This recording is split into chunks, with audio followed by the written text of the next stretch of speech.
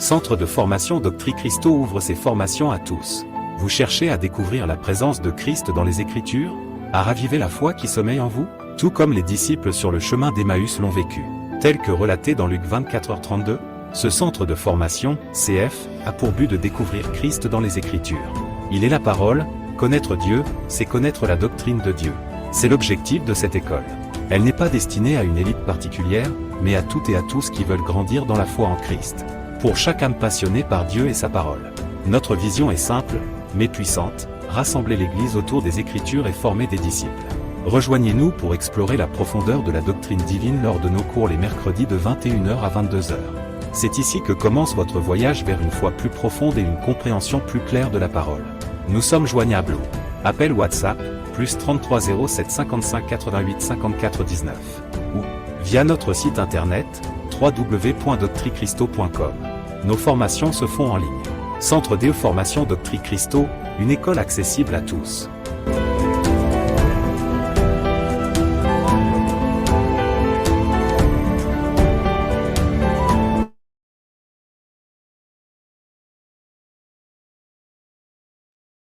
Que Dieu soit béni, Père, nous voulons encore bénir ton nom. Nous bénissons ton nom pour ce soir, pour l'enseignement de ce soir. Seigneur, nous voulons nous approcher de ta parole avec humilité et nous voulons que, Seigneur, tu puisses disposer notre cœur parce qu'il n'y a que un cœur disposé qui reçoit. Seigneur, ne nous permets pas, Seigneur, de mettre un obstacle vis-à-vis de cette parole que nous allons recevoir ce soir.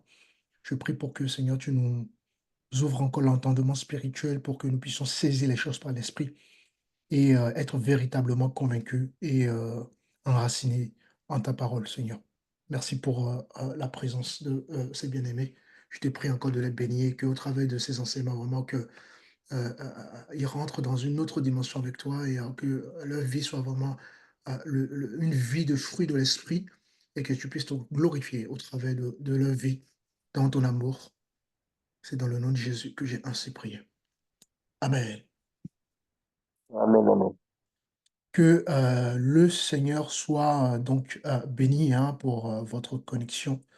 Il faut, voilà, la chaîne n'aime pas, la Bible déclare que la chaîne n'aime pas les choses du Seigneur. Donc si nous sommes là, c'est parce que nous avons disposé notre esprit, parce que l'Esprit de Dieu aime les choses de Dieu. Et donc que le Seigneur soit vraiment béni pour votre présence. Et ce soir, le Seigneur va encore donc nous faire du bien. Et parce qu'à chaque fois qu'on se rapproche de sa parole, il nous fait vraiment, vraiment et vraiment du bien. Hop, donc rappelez-vous la doctrine qu'on a commencée, qui est donc la doctrine de l'inhérence. L'inhérence pour le frère Guillaume qui n'était pas là hier, l'inhérence, ça s'écrit avec donc I-N-E-2-R-A-N-C-E. D'accord? L'inhérence, je vais peut-être rapidement remettre la définition. Est-ce que j'ai le temps de remettre la définition rapidement? Comme le frère n'était pas là hier, donnez-moi quelques secondes. Donc, l'ignorance des Écritures ou de la Bible, c'est la même chose. Quand on dit les Écritures, on parle de la Bible, donc ça, c'est le même terme. Donc, je vais mettre la définition rapidement pour le frère et ensuite nous allons continuer. Il est où mon fichier? Hop. Donc, je te mets la définition rapidement, frère Guillaume, et comme ça, on va pouvoir donc continuer. Donc, comme on a vu hier, l'inhérence, donc, c'est bon? Tu le vois? Est-ce que tu le vois? Très bien. Oui, je vois bien. Ah, bonsoir, sœur Rose, j'espère que tu vas bien. Ne fais pas attention à 24, nous sommes au 25e cours. C'est la définition que j'avais donc fournie hier, donc comme tu n'étais pas là. Ouais, j'ai Bien, compris, ouais. Voilà. oui. Donc, l'ignorance de l'écriture signifie que l'écriture, n'est-ce pas? Il y a ça qui me gêne. Attends, ne bougez pas. Voilà, l'écriture, dans les manuscrits originaux, n'affirme rien qui soit contraire aux faits. Donc, en fait, dans les manuscrits originaux, il n'y a pas d'erreur dans la Bible. D'accord? Il peut y avoir des erreurs dans les copies. Ce que nous avons aujourd'hui, là, ce que on a tous là, ce sont des copies des manuscrits originaux. Donc, dans les copies, il peut y avoir quelques erreurs de traduction, quelques erreurs grammaticales. C'est normal, ça. D'accord? Mais dans les manuscrits originaux, il n'y a pas d'erreur. Dieu est parfait et il a transmis vraiment sa parole de façon cohérente, hein. Donc, c'est bon pour toi, Frère Guillaume, pour la définition? Mm. Ok, je vais retirer ça et je vais remettre donc, la Bible sur l'écran. Alors, la Bible où déjà? Hop, hop, hop, hop, hop. Donnez-moi 2 secondes, hein. Je remets ma Bible sur l'écran. Décidément, je ne trouve plus le... Bon, c'est pas très grave. J'aime bien... Voilà, c'est ça. Hop, c'est parfait. Alors, est-ce que vous me recevez toujours? C'est bon pour tout le monde? Oui, c'est bon, oui. C'est bon pour moi. Ouais, c'est bon. Ok, parfait. Donc, Amen. l'inhérence, d'accord, de la Bible, ou parfois vous allez entendre l'inhérence des Écritures, hein, c'est toujours le même terme. Donc, l'inhérence de la Bible, comme on l'a défini hier, et comme je viens encore de rappeler donc, aux frères, ça permet tout simplement d'affirmer que la Bible, dans ses écrits originaux, dans les manuscrits originaux, n'est-ce pas, est sans erreur. D'accord? Et donc, la Bible est entièrement vraie et digne de confiance dans tout ce qu'elle affirme. Et ça, c'est important de savoir, de connaître ces choses-là parce que pour avoir une foi assise, il faut que vous-même, la Bible que vous utilisez, vous puissiez y mettre vraiment une entière confiance. Parce que vous aurez toujours des gens qui viendront vous déstabiliser. D'accord? Les gens vont trouver soi-disant des incohérences, des erreurs, parce que souvent les gens vont être de mauvaise foi, ou parfois les gens ne veulent pas se soumettre à la parole. Donc si vous n'êtes pas assis par rapport à ces choses, que vous n'avez pas une compréhension vraiment très très fondée, d'accord, de la saine doctrine, d'ailleurs on peut prendre Éphésiens rapidement, Éphésiens 4. Regardez un peu ce que Éphésiens 4 nous dit. Merci Seigneur pour ta parole ce soir. Tu vas nous faire du bien au travers de cet enseignement, parce que c'est toi qui fais grâce, et tout est grâce. Éphésiens chapitre 4.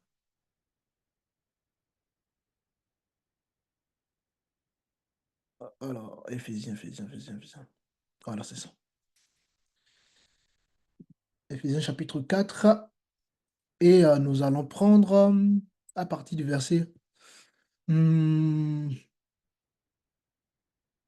verset 11.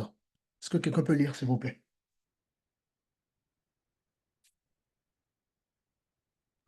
Éphésiens chapitre 4, verset 11. Mhm.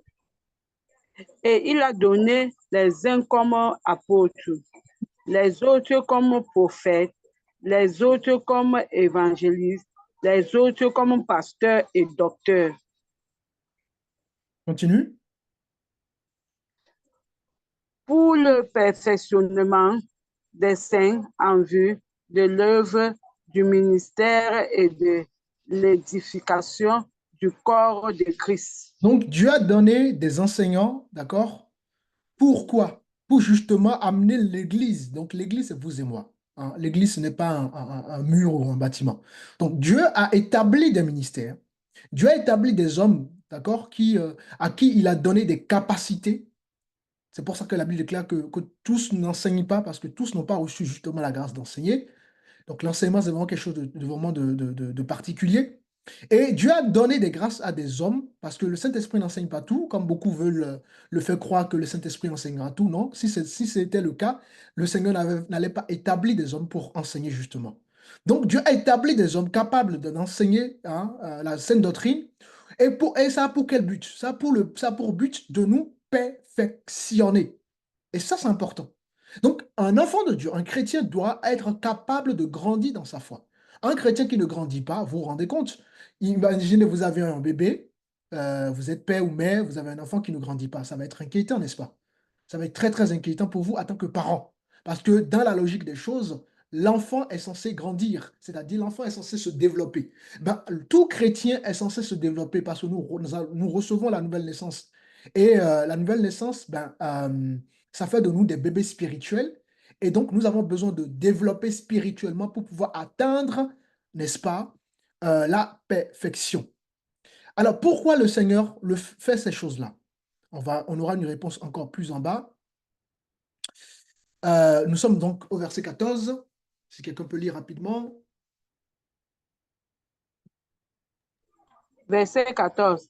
Afin que nous ne soyons plus des enfants, flottant et emportés à tout vent de doctrine par la tromperie des hommes, par leur ruse dans les moyens de séduction. Merci, Sœur Rose. Donc, vous voyez, tout ça a pour but pour que nous ne soyons pas des enfants quoi, flottants et emportés, d'accord, à tout vent de doctrine. C'est-à-dire que si vous ne vous formez pas, vous ne grandissez pas, n'importe qui viendra avec la parole et peut vous tromper. On va vous raconter des sottises, vous allez y croire bêtement. Et c'est ce que nous pouvons constater dans la génération d'aujourd'hui. D'accord? Il suffit que quelqu'un s'autoproclame être serviteur de Dieu. Bingo, baf, on écoute tous. Non, non, non. D'accord? La Bible est claire que vous reconnaîtrez mes serviteurs par les fruits. Donc, il faut le discernement. Et pour avoir le discernement, il faut avoir une certaine maturité. Et d'où vient la maturité? La maturité vient justement de notre progression dans la foi. Donc, ainsi, nous ne serons plus des enfants flottants et emportés à tout vent de doctrine par la tromperie des hommes. Oui, les amis, oui, mes frères et sœurs bien-aimés dans le Seigneur. D'accord? Il y a des hommes qui trompent. Par la tromperie des hommes, par leur ruse. Oui, il y a des hommes qui sont rusés dans les moyens de séduction. Alors, toi qui es formé, toi qui as de la maturité, toi qui vas grandir dans le Seigneur, tu auras le discernement nécessaire pouvant te permettre justement de discerner donc les vrais enseignants de la part du Seigneur, de discerner la saine doctrine, n'est-ce pas, donc de la fausse doctrine. Ça, c'était une petite parenthèse. Et donc, vous aurez compris, la Bible est la parole de Dieu. D'accord? La Bible est inspirée par Dieu. Et donc, Dieu est tout simplement, Dieu ne ment pas, d'accord? Dieu ne ment pas, Dieu ne trompe pas. Parce qu'il est lui-même parfait, il est lui-même vérité. Hein? Donc, on a vu hier que selon donc l'ensemble des Écritures, donc de Genèse à Apocalypse, n'est-ce pas? Tous ces livres ou tous ces textes sont inspirés de Dieu. Hein. On va reprendre ce passage d'ailleurs qu'il faut connaître par cœur. Bien aimé, il y a des versets que vous devez connaître par cœur. Même quand vous réveillez pendant que vous êtes dans un sommeil profond, quand on vous dit récitez-moi tel verset, vous devez réciter le verset sans même laver le visage. Nous sommes dans 2 Timothée, rapidement. Et n'oublions pas que ce centre vous encourage à utiliser plusieurs versions différentes parce qu'il y a des versions qui sont des fois, selon les traductions, qui sont un peu erronées. Et donc, en lisant différentes versions, ça permet d'enrichir justement votre compréhension. Donc, j'espère que vous avez différentes versions. Lui, il y a lui second. Qui a lui second parmi vous? Est-ce que Oui, quelqu'un moi. a lui second? Oui, Quelqu'un a lui moi. second? Oui, moi. Bien aimé, vous ne me recevez pas? Est-ce que quelqu'un a lu second? Ici, j'ai 8 secondes. D'accord. Quelqu'un Oui, d'autre tu a es une autre? lui second. D'accord. Quelqu'un d'autre a une autre version?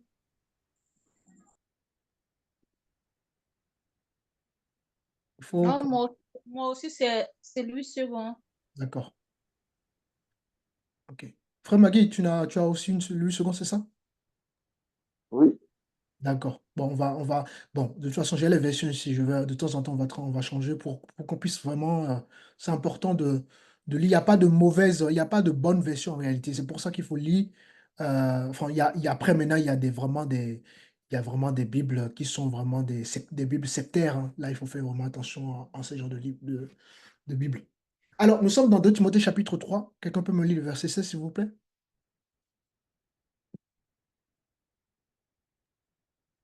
Le Quel premier verset? verset. OK. Le verset 16.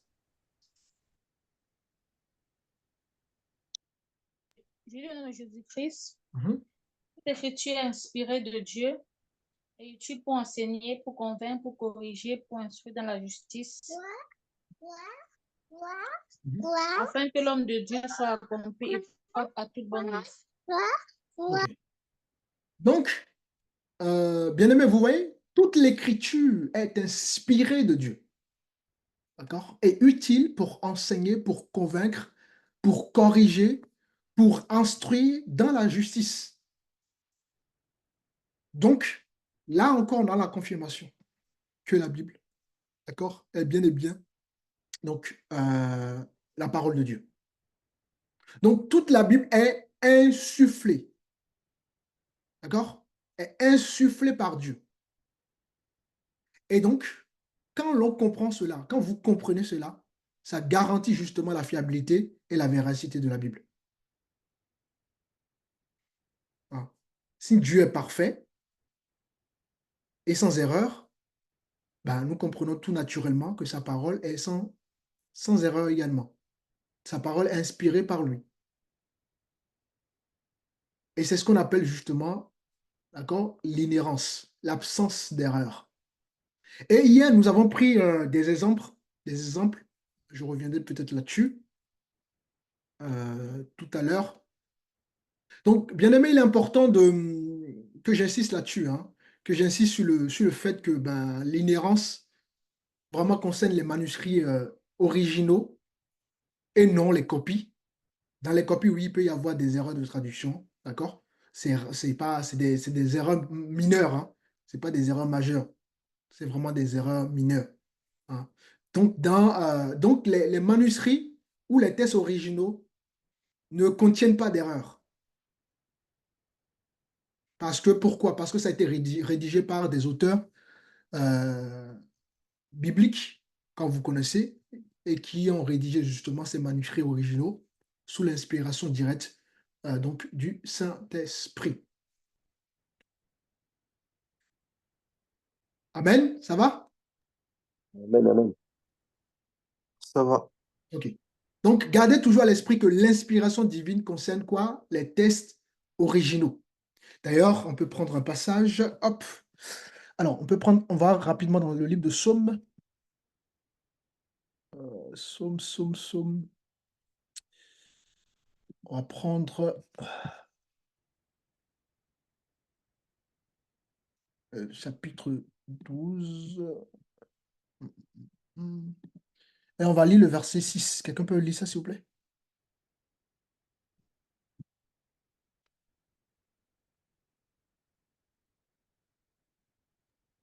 Je le nom de Jésus, Amen. à cause, à cause du mauvais traitement que l'on fait aux malheureux, à cause du gémissement des pauvres. Je m'élèverai maintenant, dit Yahweh, je mettrai en sûreté celui qui longtemps les détient. Les paroles de Yahweh sont des paroles pures, et un argent éprouvé sur terre au creuset. Et cette fois, Alléluia. Allez, le verset 7, c'est bon. Amen. Regardez, les paroles de l'Éternel sont des paroles pures, un argent éprouvé sur terre au creuset, et cette fois épuré. Dites-moi, pour avoir de l'or, ça passe par quelle phase pour avoir de l'or?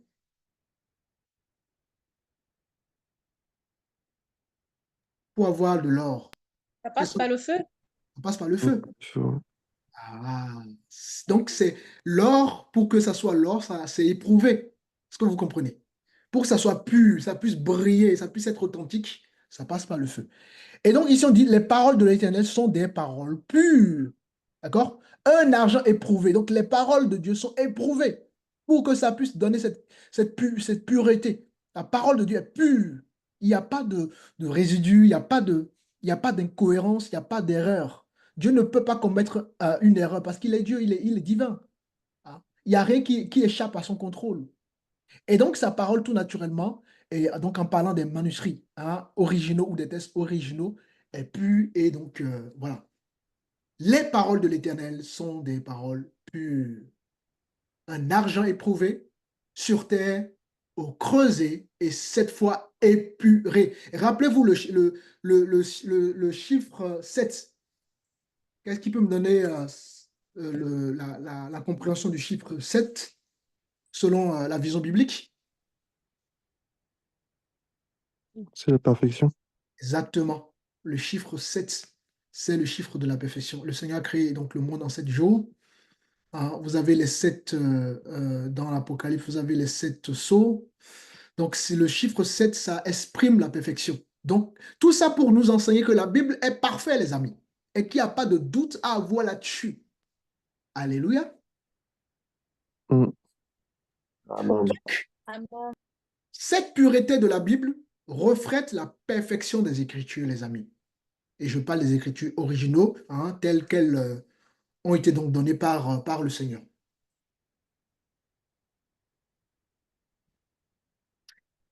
Et nous allons prendre Tite rapidement. Tite. Ces enseignements permettent vraiment d'être fou et folle amoureux, hein, de la Bible et de vraiment maintenir sa foi enracinée. Il n'y a rien qui peut nous faire douter de ça. C'est pour ça qu'il faut recevoir ces enseignements-là et avoir les arguments nécessaires quand les gens viennent, surtout vous avez des objections, vous puissiez être capable de défendre simplement votre foi. Alors,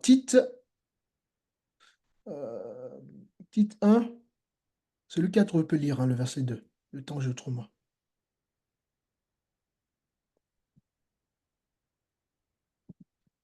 Le verset 2.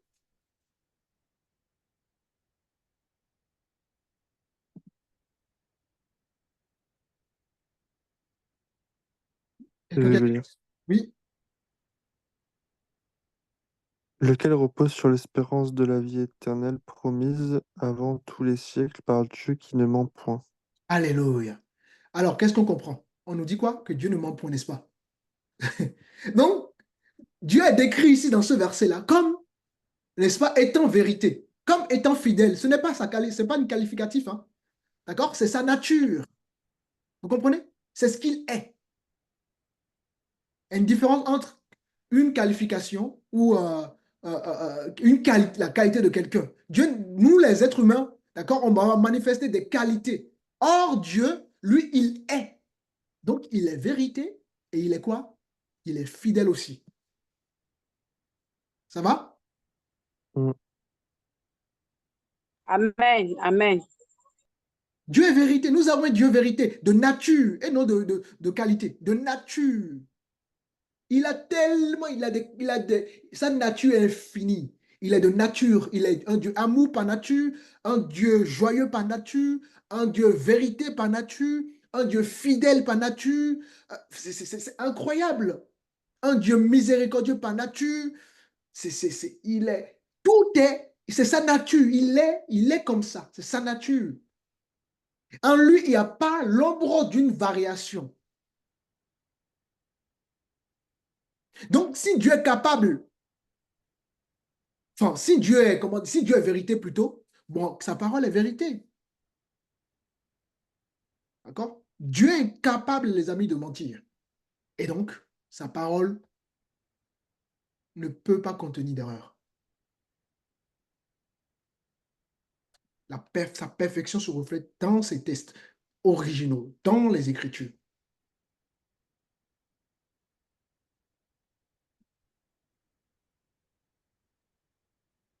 Alors, nous sommes dans Matthieu chapitre 5.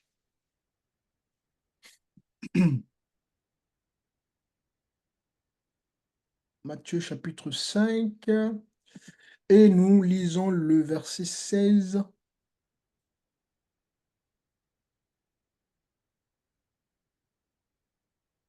Non, plutôt le verset 18. Verset 18.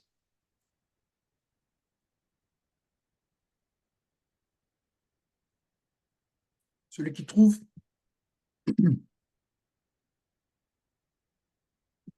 Soyons réactifs, hein, sinon on va traîner un peu. D'accord? Soyons réactifs dans la lecture. Ok, je vais lire. Car je vous le dis en vérité, tant que le ciel et la terre ne passeront point, il ne disparaîtra pas de la loi un seul iota et un seul trait de la lettre, jusqu'à ce que tout soit arrivé. Alléluia. Regardez ceci. Car en vérité, je vous le dis, jusqu'à ce que le ciel et la terre passent, il ne disparaîtra pas de la loi un seul iota ou un seul trait de la lettre, jusqu'à ce que tout soit, n'est-ce pas, accompli. Donc, qu'est-ce que nous constatons? Nous constatons qu'au travers de ce passage, n'est-ce pas, ben, chaque mot, chaque lettre, d'accord, a de l'importance dans la Bible. Et là, nous voyons encore là, qu'est-ce que nous voyons? La fiabilité, n'est-ce pas, absolue de l'écriture, de la Bible, et l'autorité qu'elle détient. La Bible que nous avons, il n'y a aucun livre qui a une durée de vie comparable à la Bible. Et si vous regardez dans l'histoire, le livre le plus combattu dans le monde, il est unique. Ce n'est pas le Coran, hein, c'est la Bible. Et pourtant, elle a subsisté des siècles et des siècles et des siècles. Et continue, d'accord, continue de briller. Et ça, c'est incroyable, les amis. Donc, ça, c'est important, ça.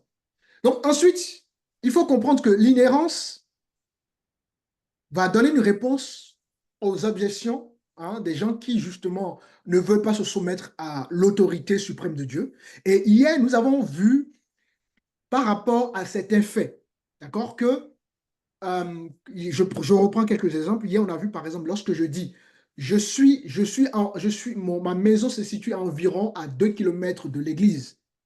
Et il y a une autre citation qui dit, ma maison se situe à 2 kilomètres ou à 2 kilomètres 5 de l'église. C'est la même citation.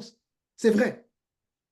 En fait, l'essentiel, c'est de voir la véracité. C'est vrai, c'est pas faux. C'est pas parce que l'autre a dit environ et l'autre a dit 2 kilomètres et demi que c'est faux.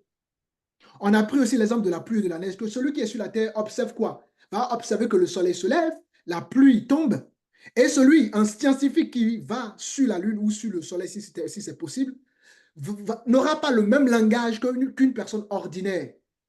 D'accord? Une personne qui va sur la lune dira que ben, le soleil, ça tourne sur l'as. Il aura un langage scientifique. Est-ce que pour autant dire que celui qui est sur la terre qui dit que le soleil se lève et la pluie tombe? Non. Tous les deux disent la même chose, mais différemment.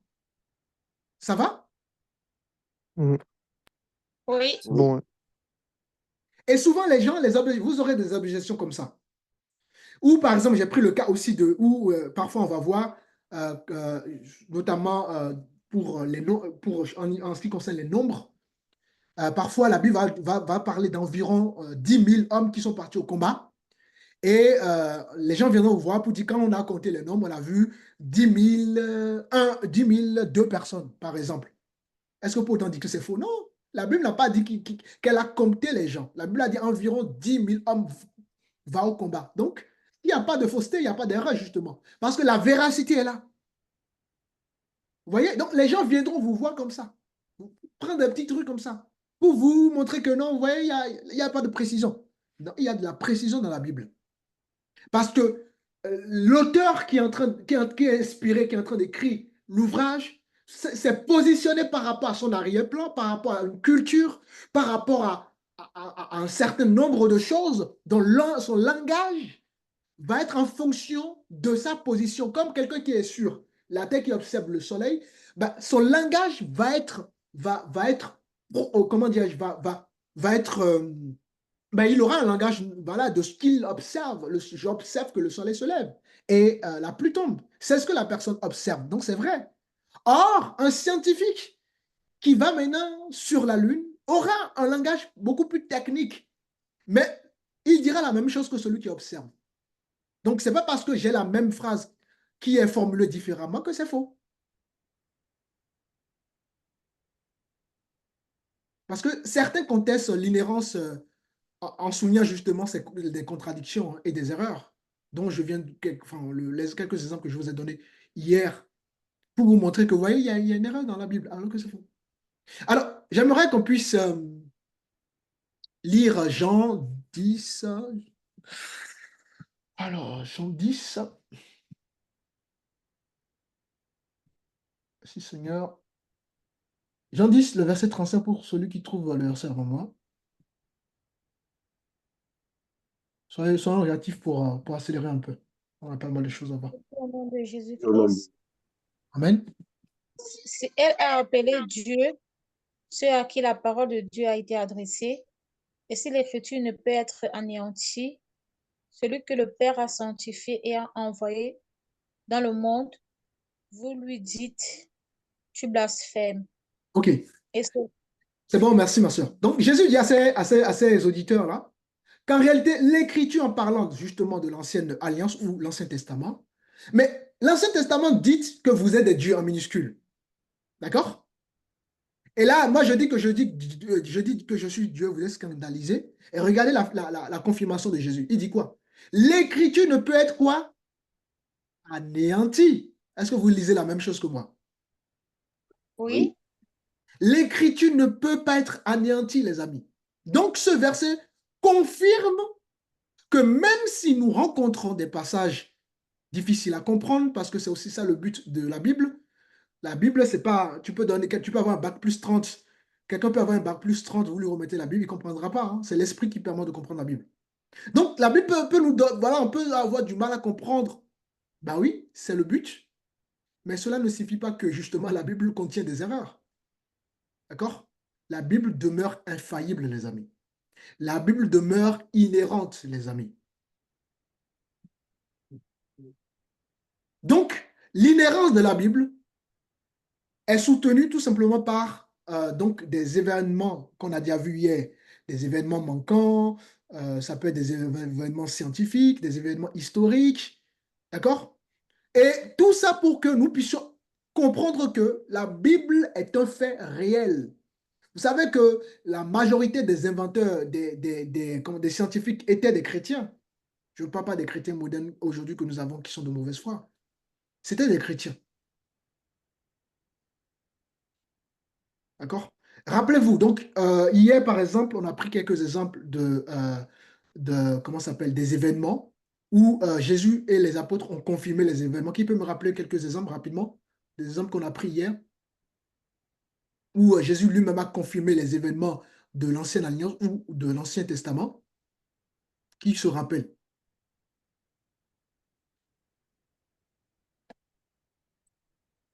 Vous avez oublié?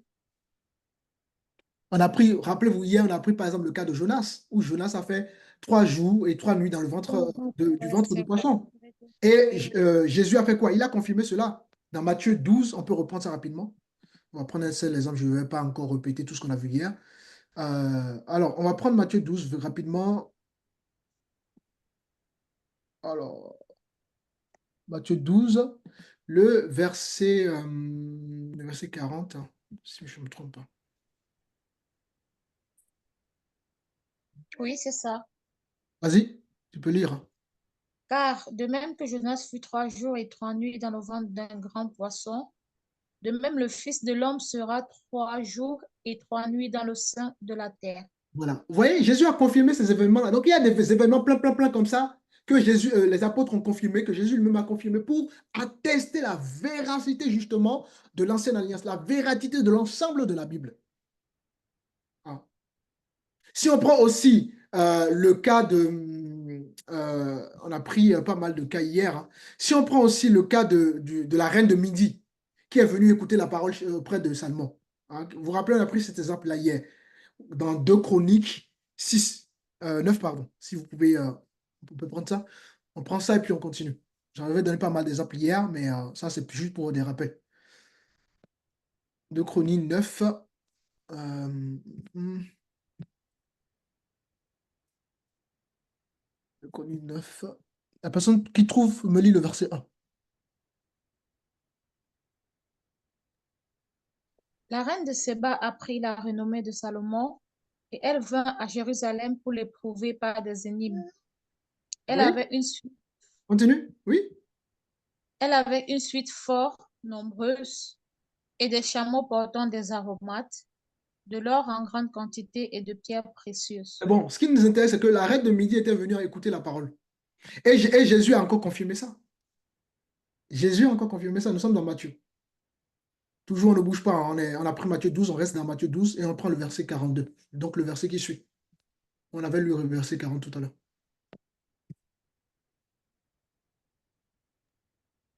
Lorsque l'esprit impur est sorti d'un homme, ah non, pardon. La reine du Midi se lèvera Mhm. au jour du jugement avec cette génération et la condamnera parce qu'elle vint des extrémités de la terre pour entendre la sagesse de Salomon. Et voici, C'est bon, il y a c'est bon. Donc, ici, vous voyez, Jésus confirme ses faits pour encore attester la véracité de la parole du Seigneur. Donc, l'inhérence est soutenue justement par ces faits. Ça peut être des faits, des événements, ça peut être des événements scientifiques, ça peut être des événements historiques. Nous avons vu des événements hier, hein. Donc aujourd'hui, j'aimerais qu'on puisse voir aussi les faits scientifiques et nous allons aussi voir les faits historiques parce que hier, on s'est un peu tardé sur les faits, les faits plus les événements. Donc on va voir un peu des faits scientifiques, d'accord, et des faits historiques. Et tout ça, vous voulez voir que au travers des faits scientifiques et des faits historiques, Dieu a encore attesté la fiabilité justement de la Bible. Et quand on va prendre quelques exemples là, vous allez voir que dans ces exemples-là, Dieu a la véracité justement de la Bible, c'est comment dirais-je, c'est dans tous les domaines en fait. On voit vraiment la véracité de l'écriture dans tous les domaines, hein, dans les faits scientifiques, comme je vous disais, ou dans les faits historiques, ou dans les faits biologiques, ou etc., etc. D'accord? Ça va? Ça va jusque-là? Ouais. Alors, on va Oui, prendre un fait oui, ça va. scientifique. Il y a par exemple un fait scientifique, par exemple, en ce qui concerne donc la rotondité de la Terre, c'est-à-dire le fait que la Terre soit ronde, ou la Terre soit enfin, est la forme ronde. Vous savez que scientifiquement, ça a été prouvé, ça. Vous le savez, ça. Est-ce que c'est une question que je vous Oui, pose? Vous savez ça? Ouais, ben, il y en a aussi qui disent qu'elle est plate. Bon, je Oui, sais mais pas. majoritairement, majoritairement aujourd'hui, la majorité des scientifiques l'ont confirmé. Il y aura Mm. toujours des hérésies, hein, mais la majorité des scientifiques l'ont confirmé. Allez faire des recherches, vous allez voir. Majoritairement, la Terre est bien, scientifiquement, ça a été prouvé. Alors, ce que j'aimerais surtout dire par rapport à ces faits scientifiques qui a été prouvé par des scientifiques, ben, vous devez savoir que c'est longtemps avant, très longtemps avant que l'humanité, en l'occurrence les scientifiques, ont donc attesté que la Terre effectivement était ronde. La Bible faisait déjà illusion à cette vérité scientifique. La Bible parlait de ça dès le début des siècles, la Bible a parlé de ça. Et longtemps après, d'accord? Longtemps après, des siècles après, il y a eu des scientifiques ça a été difficile, ça a été vraiment un chemin de combattant, hein. Mais au final, les scientifiques se sont arrivés à la conclusion que la Terre était effectivement ronde. D'accord? Alors, regardez que la Bible nous a confirmé ces faits scientifiques bien avant. Nous sommes dans Isaïe. Et regardez un peu ce que Isaïe nous dit. Est-ce que vous aimez la parole? Mm. Alors, Isaïe 40, le verset 22. Il y a des faits scientifiques qui ont été arrivés avant même qu'on le découvre. Vous vous rendez compte? Un peu comme les prophéties. Isaïe 40, le verset 22, qu'est-ce que ça dit? c'est lui qui est assis au-dessus du cercle de la terre, et ceux qui l'habitent sont comme des sauterelles. Vous voyez? C'est bon. Donc, je prends ma version, moi. C'est lui qui est assis au-dessus du cercle de la terre. Et ceux qui l'habitent sont comme des quoi? Des sauterelles. Donc, ici, le mot hébreu pour traduire cercle ici, on parle aussi de sphère, d'accord?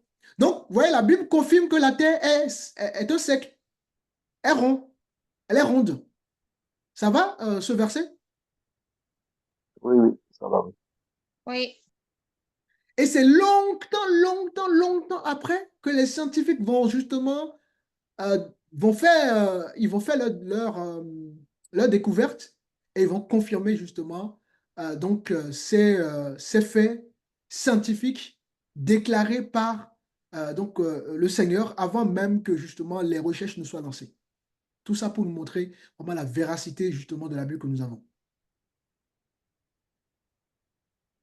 Est-ce que vous connaissez aussi, je prends un autre exemple de fait scientifique, vous connaissez aussi la suspension de la Terre dans l'espace? Vous connaissez aussi ce fait scientifique qui a été prouvé que la Terre est suspendue? Oui, c'est sorti dans l'espace. Voilà, exactement, suspendue dans l'espace, tout à fait. Vous savez que dans les temps anciens, dans la culture des temps anciens, dans la culture des temps anciens, les hommes, quand je dis les hommes, je parle des hommes et des femmes, hein, parce que l'homme, c'est l'espèce utilisée pour symboliser justement l'espèce humaine.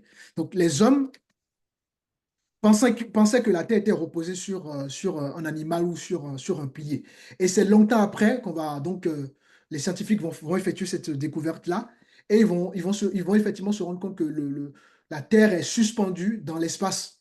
Vous savez que ça a été, bibliquement, le Seigneur a dit aborder ces sujets-là avant même que ces choses ne soient découvertes. Alors, nous sommes dans Job. La suspension, nous sommes en train de voir la suspension de la Terre dans l'espace. Job 26, le verset 7.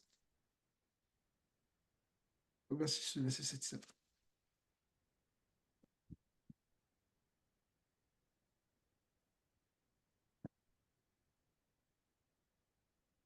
La personne qui trouve, hein, allons-y rapidement, s'il vous plaît.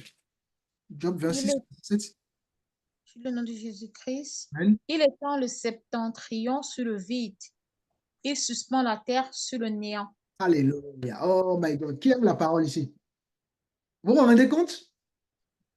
Amen. Alléluia. Amen, amen. Amen, amen. Ah, là, Dieu est trop fort. Il est puissant. Amen. Tout est dans la Bible, les amis. Tout est ici. On n'a pas besoin d'aller acheter machin, machin. Tout est ici. Dans ce livre secret. Voilà notre Dieu, les amis. Tout ça, ça doit vous mettre en confiance. La parole de Dieu, elle est digne de confiance. Alors, je vais prendre encore un autre exemple scientifique. Il y a pas mal d'exemples. Il y a aussi l'exemple scientifique du cycle de l'eau. Ça vous parle, ça? Où on dit que, où on dit que comment ça s'appelle? Il y a l'évaporation et les précipitations, un truc comme ça là pour l'eau. Est-ce que vous vous rappelez? Attends, je ne sais pas si je peux trouver ça sur Internet. Est-ce que vous vous rappelez? Ça fait longtemps, moi, j'ai appris ces choses-là. Vous vous rappelez de ce fait scientifique du cycle de l'eau? Comment? Évaporation de l'eau. Oui, voilà, évaporation de l'eau, tout à fait. L'évaporation et la précipitation, un truc comme ça de l'eau. C'est ce qui fait les nuages, tout ça. Ben, vous devez savoir que les scientifiques l'ont prouvé certainement au temps moderne, mais Dieu a parlé de ces choses avant même le temps des scientifiques. Nous sommes dans Ecclésiaste. Oh Jésus, tu es bon. Ecclésiaste 2, le verset 7.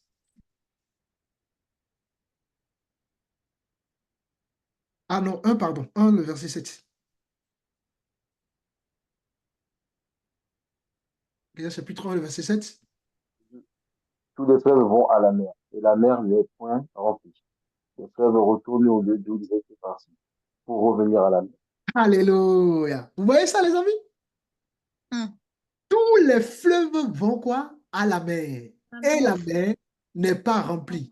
Ils retournent au lieu d'où ils sont sortis pour retourner à nouveau couler. Waouh! Et justement, Dieu a donné des grâces à des scientifiques pour venir, pour que justement leur mission à eux, c'est pour qu'ils viennent attester la véracité de la Bible. Et un autre exemple aussi, il y a aussi des faits scientifiques où on accorde l'importance du sang dans la vie. C'est pour ça d'ailleurs qu'on fait des dons de sang, machin, machin, parce que les scientifiques ont attesté ces faits-là. C'est bon pour vous, cet exemple-là? Oui, oui, c'est bon. Ceux qui ont le donneur au Christ peuvent donner universel, c'est bien ça, hein? Ouais, ouais, c'est ça. La Bible, regardez ce que la parole nous dit. Nous sommes dans Lévitique chapitre 17. Pasteur. Amen. Ah, quand on a ces vérités-là, oh les amis, on s'accroche encore plus à la parole du Seigneur. Il est véritable. Lévitique 17, le verset 11. Que nous dit Lévitique 17, le verset 11? Car l'âme de la chair est dans le sang. Voilà. L'âme de la chair est dans le sang. Parce que le sang, c'est la vie. D'accord? Il n'y a pas autre chose. Le sang, c'est la vie. Un être humain qui n'a pas de sang, ou qui manque de sang, c'est chaud. Exactement. Alléluia. Donc, Amen, amen. bien aimé dans le Seigneur, on a vu, hein, donc ces exemples nous montrent, bien que la Bible renfermait déjà donc des éléments, en accord tout simplement avec des découvertes scientifiques qui auraient lieu dans le futur, puisque c'est longtemps après que ces scientifiques vont confirmer ces faits bibliques, hein, bien avant, c'est vraiment très très longtemps après. Et donc tout ça, ça nous montre encore l'inhérence de la Bible, l'inhérence des Écritures. Et là, c'est le domaine du scientifique, hein. On a pris vraiment le domaine. On va prendre encore un autre domaine. Comme ça, vous allez voir, la Bible n'aborde... Parce qu'il y en a beaucoup comme ça qui disent, non, la Bible aborde que le sujet de la foi. Non, la Bible aborde tous les sujets. Évidemment, il y a sur certains sujets, la Bible, elle est muette. Et si la Bible, elle est muette, comme je vous disais hier, il faut aussi être muet. Si la parole ne donne pas d'éclaircissement sur un sujet, ben, nous devons aussi rester muets là-dessus. Parce que Dieu a jugé bon que ce n'est pas salutaire pour nous. Point. Le reste, la Bible est là qu'on connaît en partie, et le reste, on saura quand on sera au ciel. Donc, il ne faut pas aller chercher des vérités qui n'existent pas. Alors, j'aimerais qu'on puisse prendre encore un autre domaine. Là, c'est vraiment le domaine du scientifique. On va prendre des faits historiques. Ça soutient également l'inhérence de la Bible. Et nous avons plusieurs événements comme ça. Et plusieurs événements, plusieurs découvertes archéologiques qui ont confirmé aussi l'authenticité donc des récits bibliques. Et j'aimerais qu'on puisse... Est-ce que vous avez déjà entendu parler des manuscrits de la mer morte? Ça vous parle, ça? Est-ce que ça vous parle? Les manuscrits de la mer morte. Non. Ouais, Non. d'accord. Ben, vous voyez, en tant qu'enfant du Seigneur, nous devons vraiment nous enrichir par rapport. Je vais reprendre la phrase d'un serviteur de Dieu qui dit qu'un chrétien qui ne connaît pas son passé, qui ne connaît pas les faits passés, il est amnésique. Et je suis tout à fait d'accord avec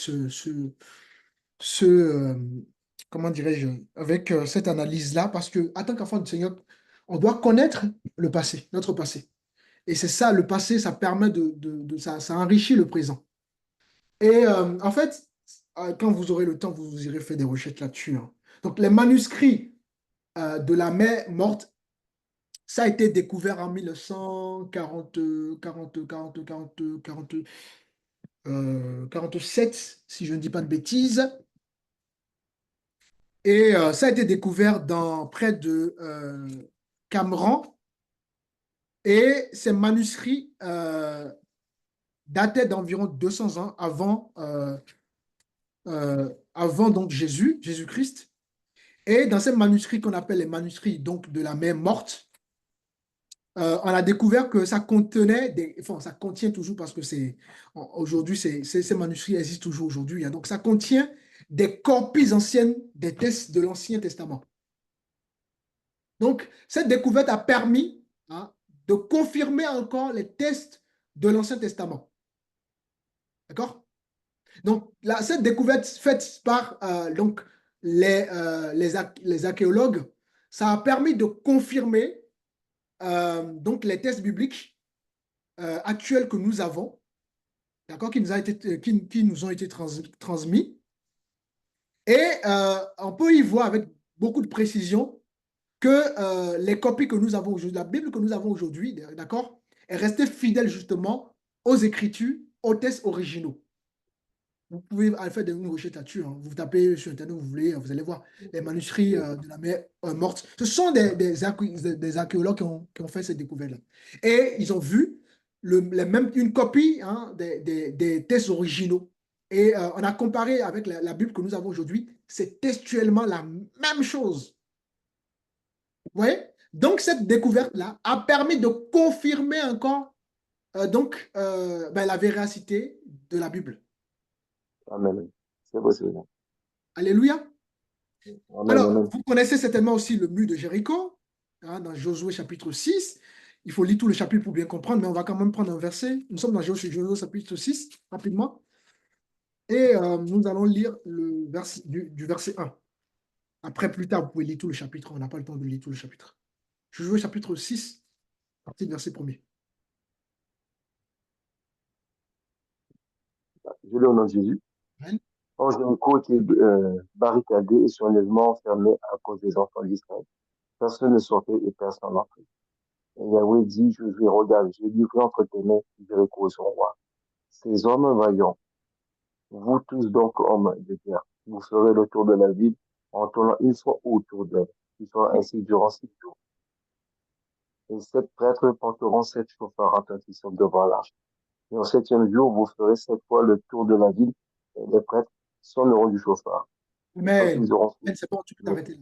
Donc, regardez ici. Donc, ici, la Bible raconte, d'accord, comment le mur de Jéricho se sont, les murs de Jéricho se sont écoulés. Si vous lisez tout le chapitre, vous allez voir. Donc, se sont écoulés pendant combien de jours, selon la lecture du frère. Ils ont fait combien de jours de marche plutôt. Ils 7 ont fait jours, 7 jours de marche. Et après, exactement. au 7e jour de marche, les murs de Jéricho se sont écoulés. Vous vous rendez compte? Alors, il y a eu des fouilles, il y a eu des fouilles archéologiques. D'accord? Et lors de ces fouilles archéologiques, en 1930, il y a un archéologue qui s'appelle John Gaston. Donc, Gaston, je crois que ça s'écrit. Vous pouvez noter, vous pouvez faire des recherches vous-même, hein, vous allez voir. G-A-R-S-T-A-N-G, un truc comme ça. John Gaston. D'accord? Ça a été fait. Donc, la première découverte de ce fait historique, ça a été fait par cet homme-là en 1930. Et on a eu donc la preuve que les murs de Jéricho, qu'on a lu dans Josué chapitre 6, là, se sont effectivement effondrés, donc de manière miraculeuse, hein, de manière, ils ont marché 7 jours, effectivement, et les murs se sont écoulés. Et ces fouilles archéologiques découvertes par, évidemment, John Gaston et son équipe, bien évidemment, en 1930, ont confirmé ces faits. Il y a eu aussi, on a vu, il y a eu aussi, bon, vous connaissez certainement aussi le règne de Nebuchadnezzar. Hein, vous connaissez aussi si vous lisez l'histoire comment ça s'appelle, de Daniel et de deux rois, vous connaissez certainement cette histoire aussi. Ben, ça a été Oui, confirmé par des sources archéologiques également. Vous voyez, donc tout ce que le Seigneur fait, avec le temps, avec les siècles qui se sont écoulés, il y a eu des découvertes scientifiques, archéologiques, qui sont venues donc confirmer ces événements, qui sont donc confirmer ces faits bibliques. D'accord? Et même concernant la destruction de Jérusalem et la déportation justement du peuple à Babylone, ben, ça a été confirmé. Ça a été confirmé. La stèle de Moab, est-ce que vous connaissez, ou bien parfois on parle de Mésa, est-ce que vous connaissez ça? La stèle de Moab ou de Mésa. Vous pouvez taper hein, rapidement, taper sur Internet rapidement, vous allez voir. Hein. C'est une découverte qui a été faite en 1968. Et cette stèle raconte justement la rébellion du roi Moabite ou bien du roi Mésa contre Israël. Or, la Bible a parlé de ce sujet des siècles avant. Et cette découverte a eu lieu. Et ça a raconté les mêmes faits que la Bible. Donc, justement, la rébellion de ce roi-là, donc de ce roi Moabite, contre Israël.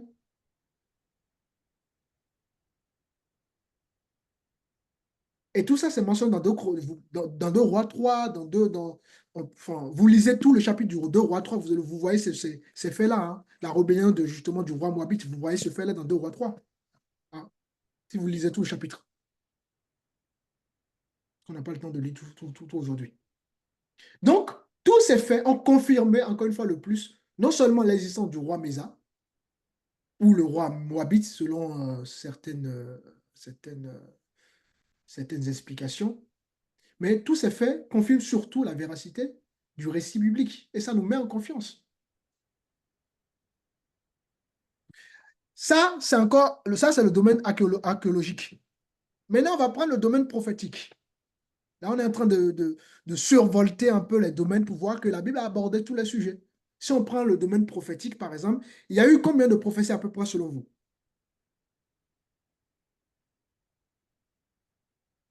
Est-ce que quelqu'un connaît à peu près le nom de prophétie qui a eu lieu qui a été donné dans l'Ancien Testament ou l'Ancienne Alliance?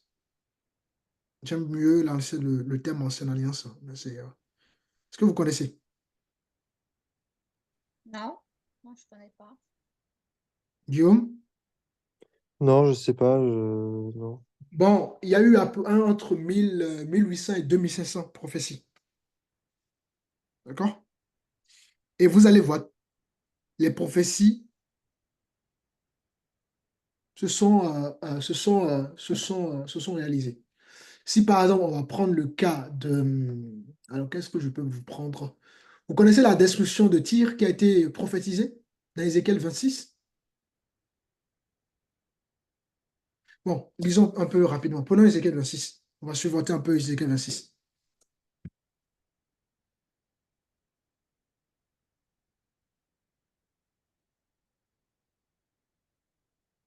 Un bon soldat, c'est celui qui maîtrise ses outils, hein. Un bon soldat, c'est celui qui sait comment manipuler un pistolet. Quel combien, pasteur?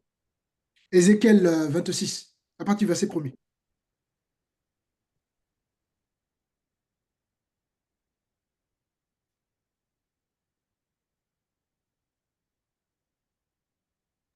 J'ai le nom de Jésus. Amen. Il arriva dans 11e année, le premier jour du mois, que la parole de Yahweh vint à moi, disant, Fils de l'homme, parce que Tyr a dit au sujet de Jérusalem, ah ah, ce qui était la porte des peuples a été remplie. Elle s'est réfugiée chez moi, et je serai remplie parce qu'elle a été rendue déserte. À cause de cela, ainsi parle le Seigneur Yahweh.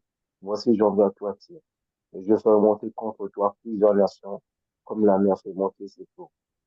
Elles détruiront les murailles de Tyr, et démoliront ses tours. Alléluia. On peut s'arrêter là. Après, pour votre connaissance personnelle, vous pouvez continuer le chapitre après. Donc, vous voyez, il y a eu donc la prophétie de la destruction de Tyr, d'accord, dans Ézéchiel qu'on a lu là, hein. Et donc, cette prophétie déclarait que la ville de Tyr serait donc détruite, d'accord. Et si vous continuez la lecture, même dans cette prophétie, il y a tellement eu de précision, hein. Le prophète Ézéchiel a même précisé que les pierres, quand cette ville va être détruite, les pierres de cette ville-là vont être utilisées, d'accord, pour,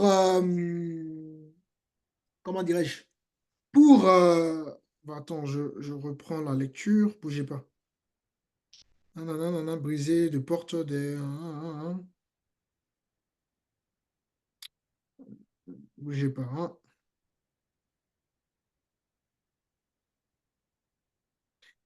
Tire, bâtir ce tour et j'en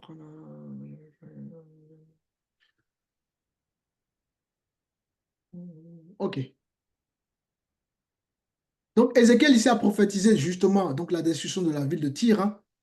Et il disait que donc, cette ville-là sera détruite et que les pierres euh, seraient donc jetées à la mer. D'accord? Si vous lisez un peu tout en bas là. Et c'est effectivement arrivé des siècles plus tard par justement Alexandre le Grand. Vous connaissez Alexandre le Grand? Vous connaissez Alexandre le Grand? Ça vous parle, Alexandre le Grand? Bien Ouais, aimé, bien sûr. ça vous parle, Alexandre le Grand.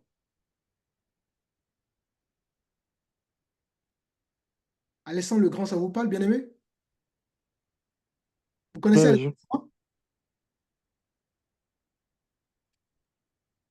Allô, vous êtes là? Ouais, Ah t'entends oui, pas? on répond depuis.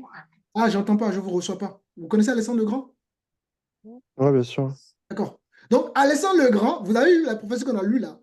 Alexandre le Grand a effectivement détruit la ville. Et le pire, c'est que il a utilisé les débris, donc les pierres de cette ville, comme Ézéchiel l'avait prophétisé, hein, pour construire un pont vers une île voisine. Donc, une prophétie avec exactitude. Donc, Alexandre le Grand, il a accompli donc quoi? La prophétie d'Ézéchiel, avec une précision terrible. Alors, il y a aussi la prophétie sur la dispersion et le retour d'Israël. Tout le monde, vous connaissez certainement aussi cette prophétie-là. Ben, effectivement, donc, si vous lisez Deutéronome, Ésaïe 11 et Deutéronome 28, ça nous parle vraiment de la déportation et du retour du peuple juif. Ben, vous devez comprendre que ça a été confirmé également. Ce fait historique s'est produit de manière, euh, de manière enfin, la prophétie plutôt s'est réalisée de manière spectaculaire. Il y a eu cette prophétie-là, le peuple va être effectivement déporté, et il y a eu effectivement donc le retour. Et rappelez-vous, Israël a été créé, l'État Israël a été créé en quelle année? Quelqu'un connaît l'année où l'État Israël a été créé? Quelqu'un a une idée? Après la Seconde Guerre mondiale? En 1948. Hmm. Donc, la majorité des prophéties qui ont été, parce qu'il y en a d'autres qui sont en cours, mais la majorité des prophéties sont réalisées telles qu'avaient été annoncées par les prophètes. Et ça, c'est le domaine de la prophétie. Bon, je ne vais pas attarder là-dessus, je pense que c'est quelque chose que vous connaissez déjà. Et ensuite, nous allons parler de la cohérence et la présentation des textes bibliques pour voir encore là que même ça, on y voit encore l'inhérence, d'accord, de la Bible. Euh, la Bible a été écrite sur combien d'années? C'est une question que je vous pose. Est-ce que vous savez? La Bible a été écrite. 1500 ans. Bravo! C'est bien, frère Guillaume. Effectivement, la Bible a été écrite sur 1500 ans. Par combien d'auteurs? C'est une question que je vous pose. 40? Exactement. Attendez, les amis, regardez quelque chose. Vous vous rendez compte? 1500 ans pour que la Bible a été écrite sur cette durée de 1500 ans. Hein? Par 40 auteurs différents qui ne se connaissaient pas. J'insiste beaucoup là-dessus. Ah. Et euh, cette Bible-là, elle a été écrite par différents milieux, différents auteurs qui sont, est-ce que vous avez des idées? Il y a eu des prophètes qui l'ont écrit. Dieu a utilisé des prophètes. Dieu a utilisé qui d'autre? Des apôtres? Dieu a utilisé des apôtres, c'est juste, oui. Dieu a utilisé des rois. Dieu a utilisé des bergers. Donc, c'est incroyable. Et donc, Dieu a utilisé ces hommes dans différents contextes, dans différentes époques. Et malgré toutes ces années, d'accord, où la Bible a été écrite, donc 1500 ans, avec 40 auteurs différents qui ne se connaissaient pas, la Bible présente quand même une cohérence remarquable, les amis. C'est-à-dire que on écrit un livre, moi et Guillaume, on ne se connaît pas, le frère Magui, on ne se connaissait pas, on écrit un livre, et les gens qui vont par la suite, à qui la Bible va être par la suite confiée, vont lire nos écrits inspirés de Dieu avec une cohérence alors que Guillaume, ni Maggie et moi, on ne se connaissait pas avant d'écrire le livre. Et le pire, sur 1500 ans, c'est fou. Et la Bible garde quand même sa cohérence, sa fiabilité. Voilà la Bible que nous avons, les amis. Nous n'avons pas le Coran, hein. Nous n'avons pas les livres des bouddhistes, hein. Nous avons une véritable Bible, un véritable livre. Et donc, non seulement donc, la Bible a été écrite sur une période de 1500 ans avec 40 auteurs, mais même la transmission des textes a été transmise fidèlement. Les manuscrits originaux, d'accord, ont été donc transmis fidèlement. Et malgré tous ces siècles. Alors, de façon grosso modo, par rapport à les exemples que j'ai pris l'exemple scientifique, historique, des événements, j'ai pris aussi l'exemple du domaine de la cohérence de la Bible, j'ai pris aussi le domaine de la prophétie, ben, en vue de tout ça, d'accord? par ces séries de découvertes scientifiques, archéologiques, historiques et j'en passe, on y voit bien que tous ces domaines sont venus donc confirmer les attitudes, d'accord? Donc simplement de la véracité de la parole de Dieu que nous avons. Les prophéties se sont accomplies. Il y a une cohérence incroyable de la Bible, malgré ces autres, différents auteurs qui ne se connaissaient pas, et de différents milieux, des rois, des prophètes, des apôtres, des bergers, ils ne se connaissaient pas, et avec une cohérence terrible des manuscrits originaux. Donc, ces études que nous venons de voir confirment l'inhérence de la Bible. Amen, ça va? Tous ces détails que nous venons de voir, nous avons vu que la Bible a abordé donc pratiquement tous les domaines. C'est vrai, on ne pourrait pas prendre le temps ça va nous prendre des années ça. Mais l'essentiel pour nous ici dans le cadre de ces enseignements, c'est de vous donc donner quelques éléments de réponse pouvant vous permettre de voir que nous avons une Bible qui est infaillible, d'accord? Une Bible vraiment qui est efficace. Et voilà, quoi que on peut avoir des erreurs de copie, mais ça ne remet pas en cause, n'est-ce pas, la véracité de la parole. Et nous avons vu selon Somme 12 que Dieu est quoi? Vérité. Alléluia. Mm. Donc voilà. Amen. Avec tout ce que j'ai dit ce soir, je pense que voilà, on a fait le tout global hein, de ce cours-là. Est-ce qu'il y a des questions et des commentaires? Non, aucune question. C'était bien clair. Gloire à Dieu. Hein. Merci, pasteur. Amen. Amen. Amen. Pour les autres? Ah, c'est pareil pour moi, il n'y a pas de question. Juste que ce soir encore, j'ai été encore enseignée par la grâce de Dieu. J'ai appris beaucoup de choses. Que le Seigneur soit béni et que je sois béni aussi par la grâce de Dieu. Amen. Amen. Frère Guillaume, tu as quelque chose à dire? J'avais des questions, mais je me rappelle plus. Ouais. Mais ça a été? Il n'y a pas eu des zones d'ombre de flou pour toi? Ça va? Non, non, non. Parfait. J'ai Ça t'a appris des encouragé? choses, ouais, sur les faits historiques, enfin, sur les faits scientifiques. D'accord? J'ai appris des choses aujourd'hui. Ouais. D'accord? Merci Seigneur. D'accord. Je sois béni alors. Bonsoir frère Tanguy, j'espère que tu vas bien. Alors, Oui, bonjour, pasteur, ça va très bien. donc